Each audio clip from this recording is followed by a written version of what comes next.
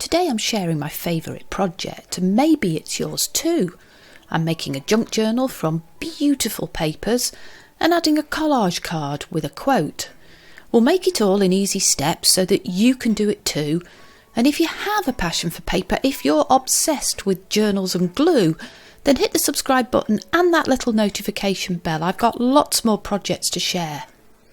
I'm using a sturdy book page for the cover, and I'm going to collage with one of these flowers. I've stamped and painted them on beautiful scrapbook paper. I'm starting by making up the signature, and I've pulled from my stash this gentle but positive and calming palette of papers. Each of these sheets adds something really special to the signature, and I'll explain my thought process and why I chose each of them as we go through. I've chosen a range of shades and patterns that will go really well with the flower that will be on the cover, but I've also collected a mix of fonts and colours and designs that go together but have something perhaps a little eclectic to bring to the story of the signature that we're putting together.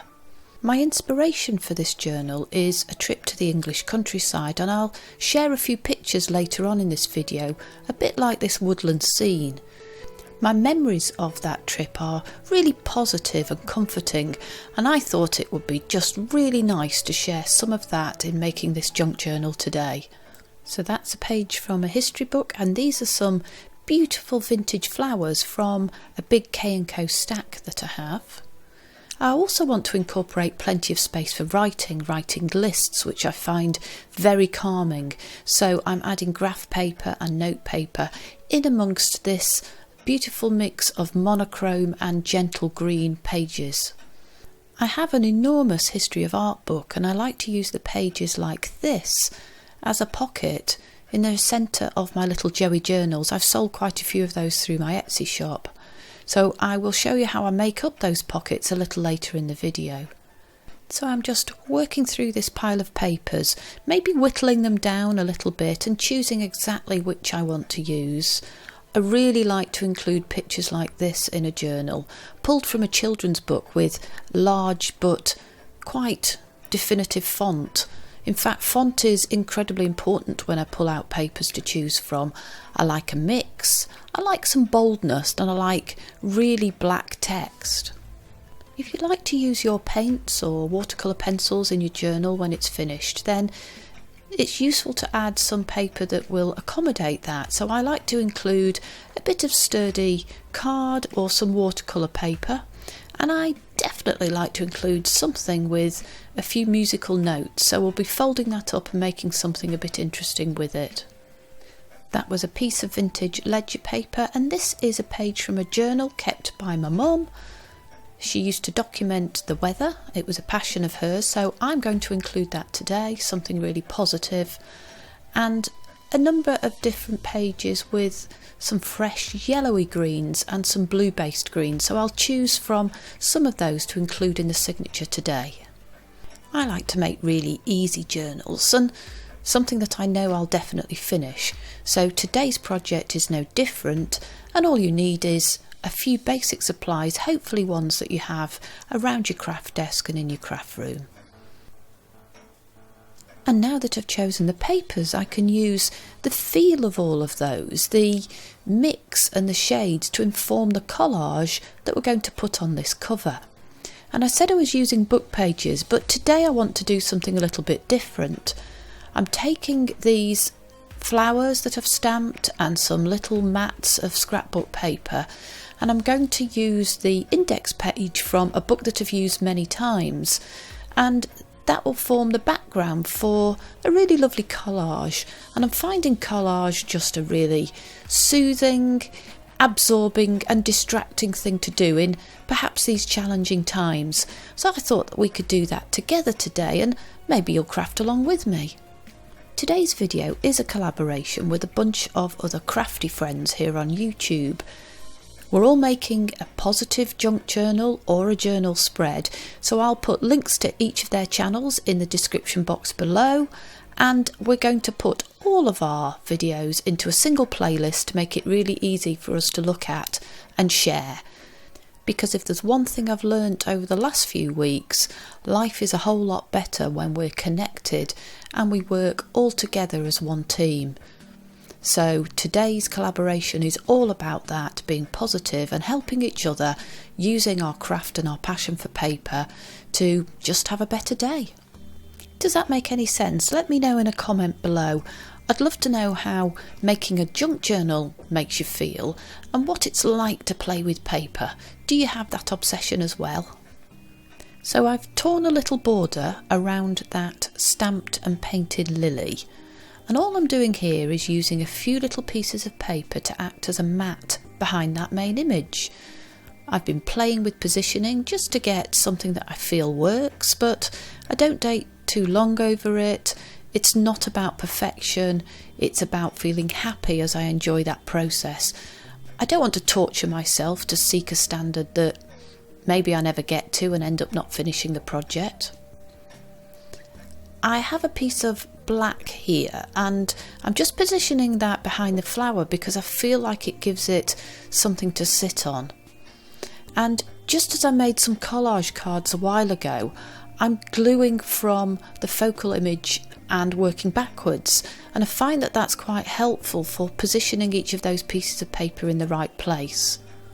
If you're interested in seeing that video on how I make collage cards, then I'll leave a link in the description box down below, and I'm also going to show you just a few of those a little bit later in this video.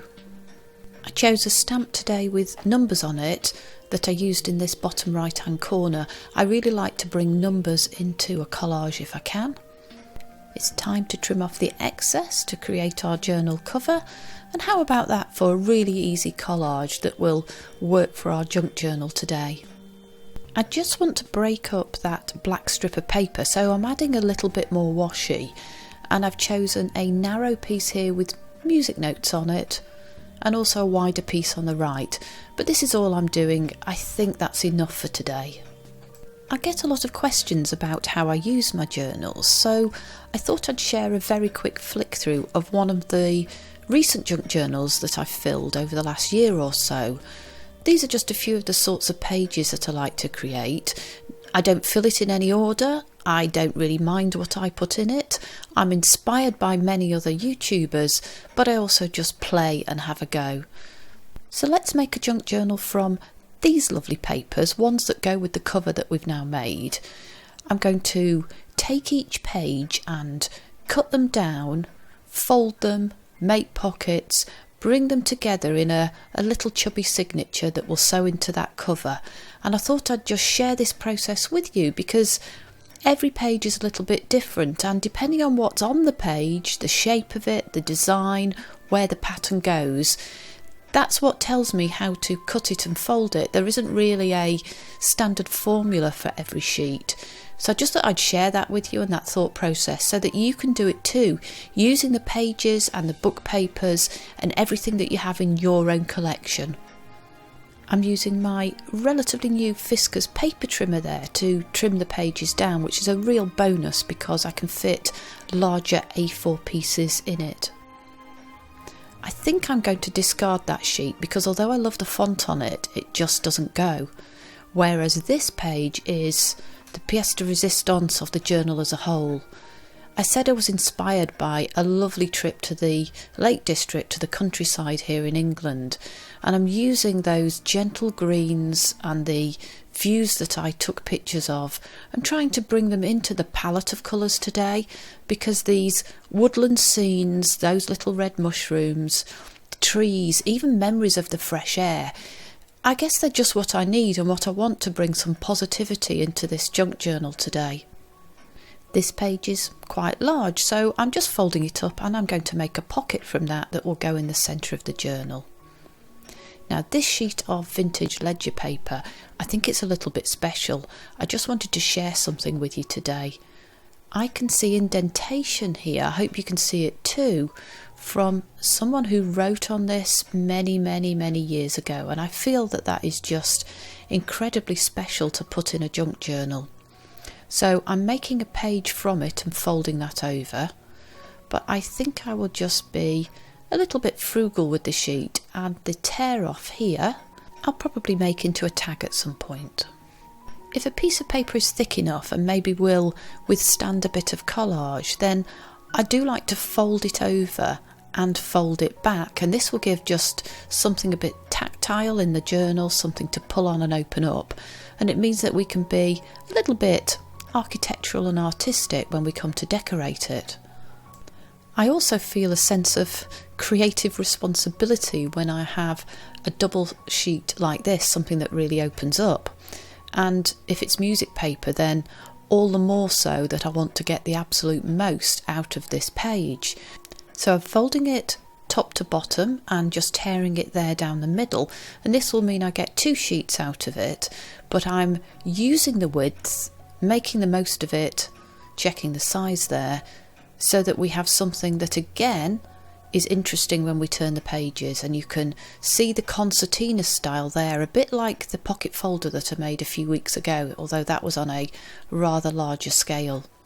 I do like to have something that your hand wants to get hold of and pull out, and maybe find something interesting underneath when we turn the pages on a journal, and that's whether it's an art journal or something more junky that we like to fill, maybe gluing in it or just sticking in some memories and some pictures that make us feel happy.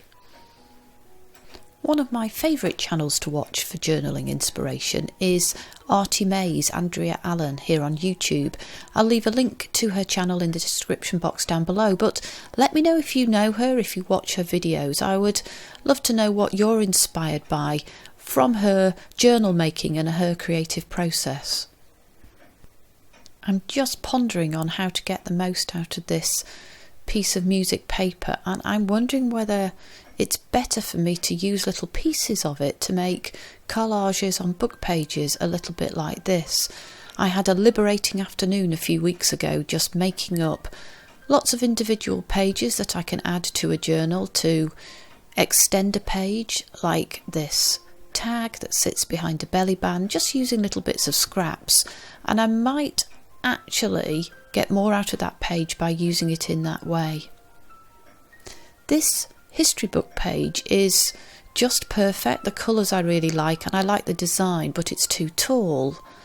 So I'm pondering where to cut it, and I think it's better if I lose the top. It doesn't really work to turn into a pocket. I don't think I can turn the bottom up. So for this one, I've made it more into a square, a bit like the size of a traveller's notebook, and I think that will be perfect in the signature. When I bring patterns into a junk journal signature, when I use paper like this, of course I want it to be coherent, part of the story of both the cover and the signature, but patterns like this can be rather dominant, and I don't particularly want this junk journal to turn into something that's got too much in the way of scrapbook paper in it. Just for today I really want that eclectic mix of papers, but I don't mind adding just a little bit, so where I have a rather dominant piece like this with a beautiful pattern, I will just trim it down. And I'm doing the same with these other pieces of scrapbook paper. Beautiful as they are, and I do like those little dainty spots, I'm going to take a little bit off the page and just keep it to a simple fold, maybe with the back page of that, the back piece of the fold being just a little bit larger. Things don't have to be equal. There are no rules. Who said I had to make it even? This is the page from the art history book with that distinctive monochrome image. So I'm using the cover to make a decision about where to fold up, and that will give me a pocket. The choice of where I fold is sometimes just to protect the image here rather than showing this bit at the bottom. But there's a trade-off, and I want the size of page to be big enough, so I've left a little bit more of that other image at the bottom. I really like to bring a sense of science into my journals, and never before have we as a world needed to rely on science to help us with the challenge that we're facing today. So I definitely want this little page in, so I've just done a few folds so that that will fit. Graph paper seems to work well. This is a rather dainty set of squares in a muted green, albeit with a bit of blue in that green, so yep, a bit different from the lily on the front. But I like it, so it's going in. And this is another double-sided page from a children's book, The Wind in the Willows, all about Mr. Toad by Kenneth Grahame. You can see a very bold font, it's quite white paper, and all of that is a little bit of useful contrast for the other pages. But it also has a beautiful image on one of the sides, and I'm definitely going to protect that, preserve it, so it can feature on one of the pages. So I'm not going to fold across it. I'm making sure that the image is intact, and I will reduce the width of that sheet by taking a little bit in the way of a fold at the side. The image is a bit special to me, and again I said earlier that I wanted this journal to feel positive, maybe comforting and calming, and although it's a children's book and that is a children's image, when I looked at it, it just reminded me of, dare I say, many decades ago, punting on the Cam, the river that goes through the backs of the colleges at Cambridge. Lots of good times, and that's what I want to think about at the moment when I make this journal. I want it to be happy. When I was hunting for papers to pull from my stash, Jimmy Connors here, well, he just had to go in. I feel the connection with all of you guys in the US through this image, so he was a real hero of mine as I was growing up and playing around with a tennis ball and a tennis racket in the road or in the back garden. So I'm folding up the page again to make sure that image I get as much of, although it's possible that I might stick something on it when we use the journal. And I'm finalising the front page, I think, of the signature with a map. Who doesn't like a map page in a junk journal? If you'd like some tips and ideas for how to decorate a journal, albeit in your own style, then I'll leave a link to a video in the description box down below. All I just need to do before I sew up the signature is turn a couple of these larger pages that we folded into really easy pockets. So I just thought I'd show you how I put a placement of glue on either side of the page. It's already folded, and this gives me a choice of pages to put either in the centre, making the most of these lovely pictures. Look at that pretty mushroom, that toadstool. I can't not use that. It's just folding it over, and I keep the pocket side on the back of the sheet of paper because that seems to be the neatest way of just bringing it all together and having a strong pocket. So I just put a bit of glue on the right and the left hand side of the piece of paper, and voila, we're done. Do you have a way in which you order the pages in your journal?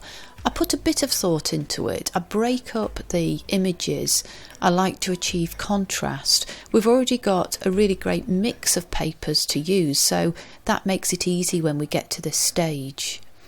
I alternate between maybe scrapbook paper, something with writing on it, something that's plain, trying not to get too much busyness on two pages that are together, and also mixing the colours around, creating that surprise when you turn the page. That's what it's all about, making it be something that your eyes are not expecting, but still within the family of patterns that we want to see. I've also distributed those sheets of paper so that some of them are nearer the top and some of them are nearer the bottom of the signature. I don't want regularity. For me personally, I like variety, but that is completely up to you. You might like to align the sheets at the bottom or the top of the signature. In fact, I'd like to know how you do it. What's your method? What are your tips? Let's share amongst all of us what we do to make life easy when we put together the pages in a signature. Drop a comment down below. And at this point in the process, I just need to concentrate for a wee minute or two. I'm making a mark in the centre of the fold and then a few centimetres either side, and I'm going to make a hole in the cover just really easily with a darning needle. So I'm making sure that my measurements are accurate, measuring several times before I make that hole because I don't really want to put them in the wrong place, although it wouldn't be a disaster and you can always just keep going.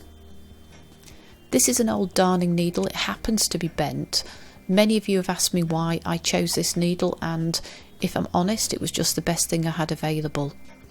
So I've used it to punch 3 holes in the cover, and now I'm going to use a technique that I've developed by, let's say, making the odd mistake.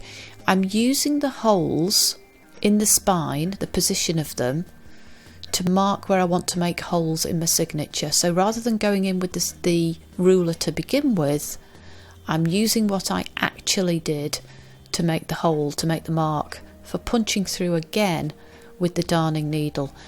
And I have about maybe 13 sheets of paper here, so the darning needle goes through quite easily. Some of those sheets of paper are relatively thin, some are thicker glossy paper, so there's a little bit of force needed, and I'm being very careful not to stab myself. I could rest it on a book and do it that way as well, and that's an alternative method. So now we have a cover and a signature, and it's time to sew it up, and I'm just using regular household string, nothing complicated, just what I have available. I tend to measure about 3 times the height of the journal. That gives me enough to sew really easily without having finicky bits to deal with, and also enough to tie off at the end. And I'm starting at the outside, doing a figure of 8, coming through, going back out, coming out again and back in, coming back in and going out through the middle, and then I'll just tie it up, possibly with a double knot or a bow. So here you see me starting that, making sure that I have enough of that length of string still dangling on the outside. So just make sure you have enough so that you don't pull it all the way through. And I'm feeding the pages onto that thick darning needle. It's not possible just to push it straight through, so I'm just taking my time and being a bit patient and pulling it through really quite easily. It doesn't take too long at all. The pegs and that bulldog clip make life just a little bit easier at this point. They're holding the signature together and in position so that the needle can go through that centre hole quite easily, and I'm not holding onto the pages at the same time. Do you have a preferred way of binding your signatures in? Drop a comment down below and let me know your method. I do like to keep things easy, so I'm just following this simple figure of 8 approach, coming from the outside in again through that bottom hole, again just feeding the pages onto the paper, wiggling it through to pull the string out. And it's probably time to make things a little bit easier by taking off those pegs, that peg and the bulldog clip, and I'm passing the string through the final hole, through the middle hole, and bringing it out on the outside.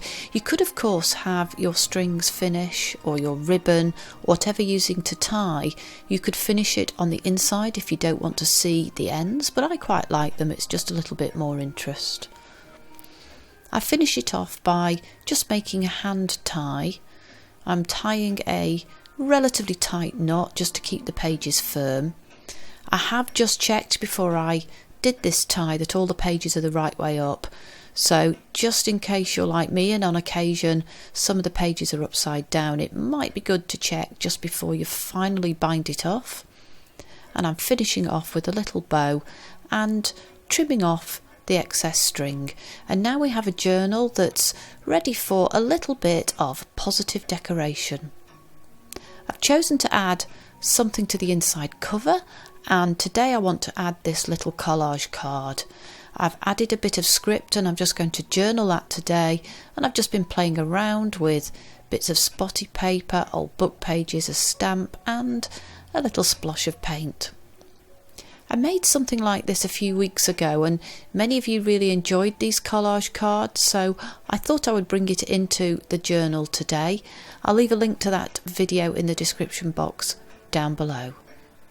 And the quote is part of the poem If by Rudyard Kipling. I have used it on a previous journal spread and I just felt that it would be most appropriate for our positive junk journal today.